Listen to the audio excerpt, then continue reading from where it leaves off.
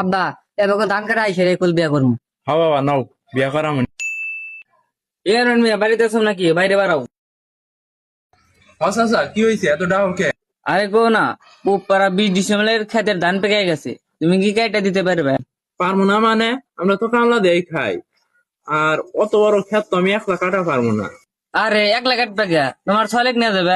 চাচা আমার ছল তো পাগলা সুদা, খেতে নিয়ে যাবো, খেতে যা উল্টা পাল্টা কাম করবো না, পরে আপনি রাগ করবেন না।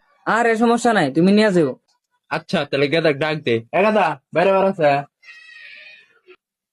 কি হয়েছে ডাঙো কে? ওই যে পুপারা ধান কাটা না গজে চাচা আইস। এ ধান কাটার কথা আমার কাউ কে? আমি ধান না কাটার মা তুমি দাও। এ বাবারে তো বাবার কে, বাবারে তো কাম করা নাকি? হ্যাঁ আমি ব্যবহার করি, কদিন ধরে করেছি আমাকে বিয়া কথা না। হ্যাঁ যাও এবার বিয়া করে দিব নে, দুদিন মেলা কাটো গা। আব্বা এবার ধান কাটা আইসে রে কুল বিয়া করবো। হ বাবা নাও বিয়া করা মানে, ধান কাটাইছি নাও নাও।